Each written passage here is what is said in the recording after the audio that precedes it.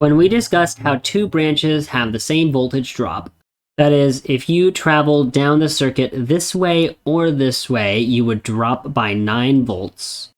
We justified it by saying that all of the voltage that you gain going through a battery, you need to use up to get back to the bottom of the battery. This is the basic statement of Kirchhoff's voltage law. Along any loop that a particle can travel, the sum of all of its voltage rises must be equal to the sum of all of its voltage drops. So if it rises by 9 volts when traveling in this direction, it must drop by 9 volts when traveling across the 3 ohm resistor.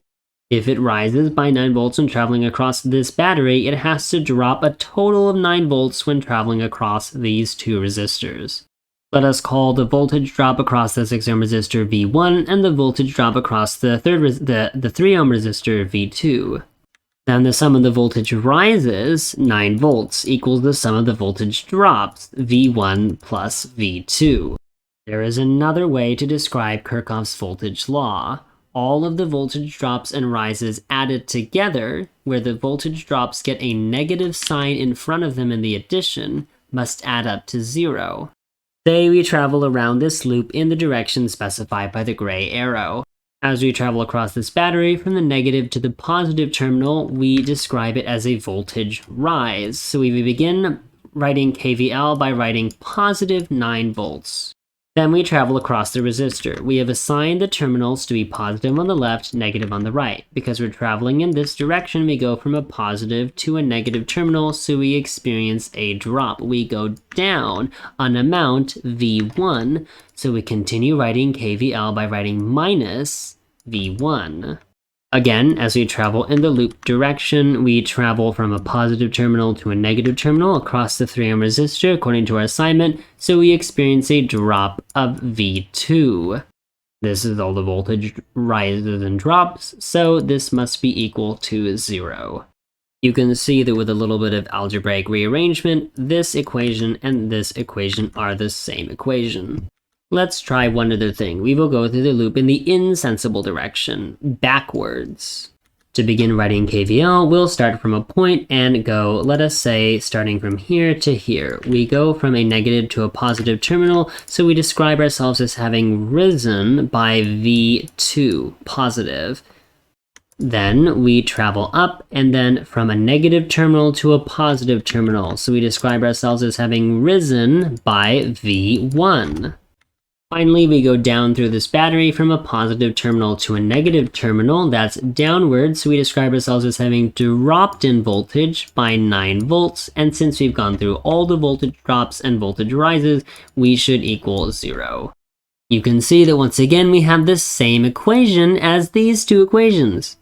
Let's say we wanted to determine what V1 and V2 were. This is obviously not enough information because it's only one equation and we have two unknowns. But we know that because this is an uninterrupted series of elements in the circuit, there must be one single current going through the whole thing, which we will call I. Because V equals IR, V1 must equal I times 6 ohms, and V2 must equal I times 3 ohms, because again, the same I goes through both resistors. Let's plug in V1 and V2 into this equation. 9 volts equals 6I plus 3I equals 9I, which means that I equals 1 amp. Now we can calculate V1 and V2. V1 equals 6 volts and V2 equals 3 volts, and this makes sense because 6 volts plus 3 volts equals 9 volts. Let's think in a similar way to the last lecture where we talked about super branches. Clearly we have a current through this circuit of 1 amp, and clearly we have a voltage drop across this entire circuit of 9 volts. If we have a 9 volt drop and a 1 amp current, we could imagine that there was a single resistor that caused a 9 volt drop to experience a 1 amp current. That would be 9 volts over 1 amps, which equals a 9 ohm resistor. A 9 ohm resistor would be sufficient to create a 9 volt drop with 1 amp of current. Thus, we can write this circuit in one of two ways, either as a circuit with a 9-volt battery and two resistors, 6 ohms and 3 ohms, or a battery with a 9-volt battery and one resistor, a 9-ohm resistor. This might make intuitive sense to you. These resistors are an unbroken series, so any particle which passes through the 6-ohm resistor must also pass through the 3-ohm resistor, so both their resistances are adding together and resisting together. Let's use KVL to analyze a circuit that looks like this. We will select two loops, this loop and this loop. We'll call them loop 1 and loop 2. And let's call the voltage drops across these resistors V1, V2, and V3. In loop 1, we can write KVL as follows. We rise by 8 volts. We drop by V1. We drop by V2. We drop by V3. And all of that together equals 0.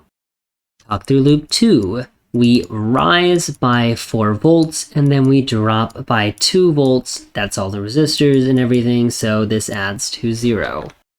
Clearly, V2 equals 4 volts. This makes sense because these two branches are in parallel and therefore the voltage drop or rise across them must be the same. So if you go up 4 volts this way, you gotta go up 4 volts this way. Because the voltage across this resistor is 4 volts and V equals IR, the current across this resistor must be 1 amp. Also, we can simplify the loop 1 equation a bit by plugging in 4 volts here. 8 volts minus 4 volts is 4 volts, so we have that 4 volts minus V1 minus V3 equals 0. So we have 1 amp going down through this 4 ohm resistor. Let's assume that we have current going in from the left and the right into this node. 1 amp of current is also going into this bottom node, and current is going out to the left and to the right.